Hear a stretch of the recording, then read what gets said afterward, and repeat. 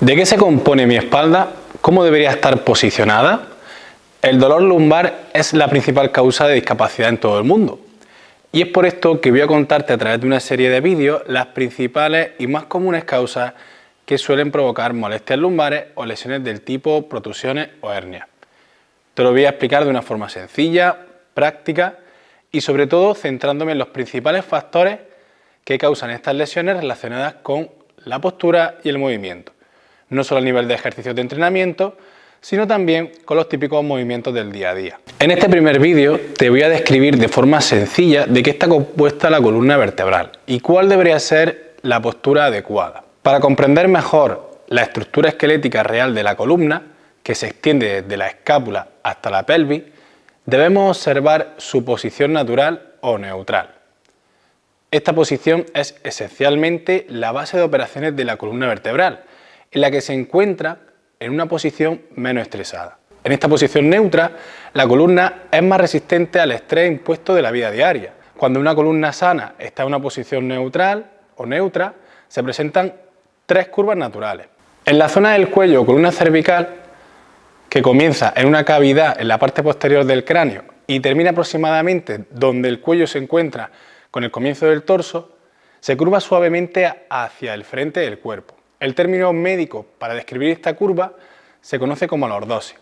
La parte media de la espalda o columna torácica, que comienza en el punto de la espalda que inserta la línea imaginaria que conecta la parte superior de los hombros y se extiende hasta la parte inferior de la caja torácica, a esta curva que se aleja hacia afuera de los pulmones se le conoce con el término médico cifosis.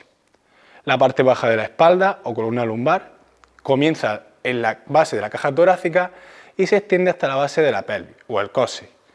Su curva, que se acerca hacia un abdominal, se le conoce con el término médico lordosis. La columna vertebral tiene tres secciones. Cuando pensamos en sentarnos erguidos o parados, erguidos, puede haber la tendencia a imaginar la columna vertebral como se alarga en una torre vertical perfectamente alineada con nuestra espalda. Pero cuando sentimos que estamos erguidos, en realidad nuestra espalda está en una posición neutra. Esto significa que una buena postura implica la presencia de cada una de estas tres curvas naturales que acabamos de describir. Vamos ahora a hablar de los huesos, las articulaciones o las vértebras y discos. La columna vertebral está compuesta de huesos individuales llamados vértebras, que se encuentran apiladas una encima de la otra. La estructura de cada vértebra incluye protuberancias óseas llamadas procesos, que sirven de puntos de anclaje para importantes músculos y ligamentos. Cuando deslizas el dedo hacia abajo por tu espalda, los pequeños bultos que sobresalen son en realidad esos procesos. Los verdaderos cuerpos vertebrales se asientan varias pulgadas hacia adentro. Entre las vértebras encontramos los discos, los cuales no son huesos, sino más bien son espaciadores óseos. Cada disco tiene duros anillos de colágeno, el mismo material que forman los ligamentos y los tendones del cuerpo. Dentro de esos aros de colágeno, cada disco contiene un gel llamado núcleo. Estas bolsas de colágeno están presurizadas, lo que permite la capacidad de inclinarse. Las verdaderas articulaciones de la columna se encuentran por detrás de los discos, en el lado de la columna que está más alejado de los órganos. Estas son las llamadas facetas articulares, de las cuales hay dos por cada disco. Las facetas articulares guían el movimiento de cada vértebra, mientras la columna se flexiona, gira o da la vuelta, soportando las fuerzas de cizallamiento. Como otras articulaciones del cuerpo, ellas se deslizan una sobre la otra para facilitar suaves patrones de movimiento.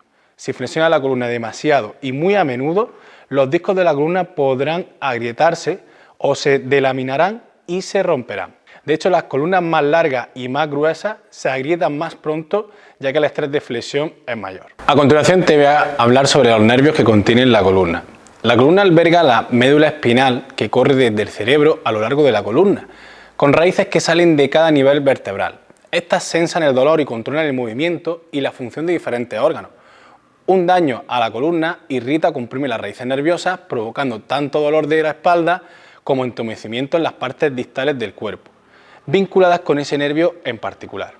Las hernias discales y los huesos artrósicos son ejemplos de cosas que pueden causar no solamente dolor de espalda, sino también en la cadera, piernas y pies. Hay que imaginarse a los nervios como cuerdas en las que tienen lugar pequeños movimientos a medida que el cuerpo se mueve. Si el nervio está comprimido o se crea una fricción a lo largo de él, a menudo el resultado es dolor. Para poder entender la mejor manera de lidiar con el dolor, eligiendo mejores movimientos, mejores posturas o cargas, necesitamos entender cómo funcionan realmente los músculos.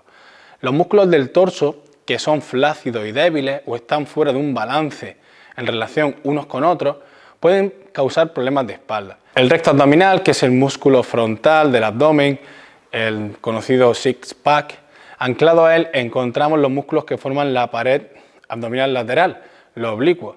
Esta disposición especial, esta forma de aro alrededor del torso, en la zona media, esta estructura está diseñada para actuar como un resorte o almacenador de energía y un dispositivo de recuperación. Esto es lo que nos permite poder saltar, empujar o correr.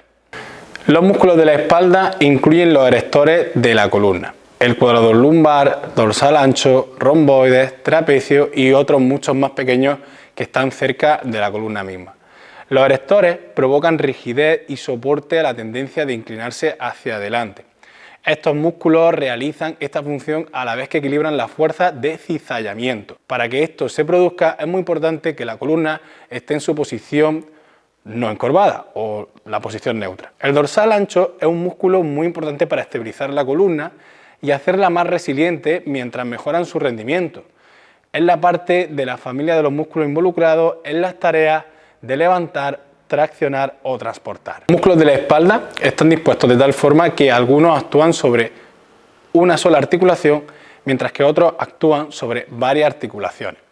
Esa maravillosa distribución agrega una gran eficiencia a su función. La columna está unida a las piernas a través de la pelvis. Los músculos importantes aquí son el psoas ilíaco y los músculos que abarcan la cadera como los glúteos, cuádriceps e isquiosurales. Frecuentemente el dolor inhibe los músculos glúteos durante la tensión de cadera, haciendo que los isquiosurales se hagan cargo de esta diferencia. Esto tiene varias consecuencias perjudiciales tanto para la espalda como para la articulación de la cadera, específicamente cuando los músculos isquiosurales se vuelven dominantes. Empujan la cabeza del fémur, el hueso de la pierna, hacia el frente de la articulación de la cadera, causando un dolor durante una sentadilla profunda, por ejemplo. Esto puede ya darnos a entender que la rehabilitación exhaustiva de la columna involucra no solo los músculos de la espalda, sino también los de la cadera, hombros, piernas y brazos. En esta imagen que estamos viendo en pantalla, que es un ejemplo de transportar objetos, podemos ver la involucración de varios músculos. Los glúteos de la cadera ayudan a soportar la pelvis para permitir el balanceo de la pierna. También extienden la cadera. En el punto número 2, el cuadrador lumbar asiste en su función de mantener arriba la pelvis. En el punto número 3, el oblicuo interno frena la inclinación de la pelvis y detiene el movimiento del giro en el tronco, para permitir que la cadera potencie el balanceo de la pierna. El oblicuo externo cumple el mismo papel, solo que en la otra dirección de giro. Y el dorsal ancho conecta el hombro con la columna vertebral, creando rigidez para controlar la flexión.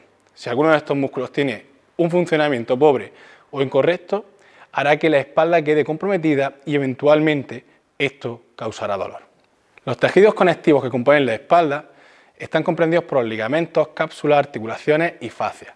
Sus funciones son limitar el final del rango de movimiento y mantener las partes unidas del cuerpo. Estos tejidos pueden volverse dolorosos cuando son forzados con las articulaciones al final del rango de movimiento. Esto sucede con movimientos y actividades repetitivas. El dolor puede ser local, pero en algunos casos también causa algunos síntomas distales. Este tipo de dolor generalmente tiene un comienzo lento y perdura. Un ejemplo contrario sería lo que ocurre con las protusiones discales, cuyo inicio es más brusco y la recuperación es más rápida. La fascia está hecha como de duras hojas y parece la capa de la envoltura de los alimentos. Es la que cubre nuestros músculos y haces musculares. Y su alteración puede generar un dolor alrededor de los hombros, de la espalda baja, alrededor de la cadera. Y esto, por ejemplo, ocurre o se ve muy bien en enfermedades como la fibromialgia.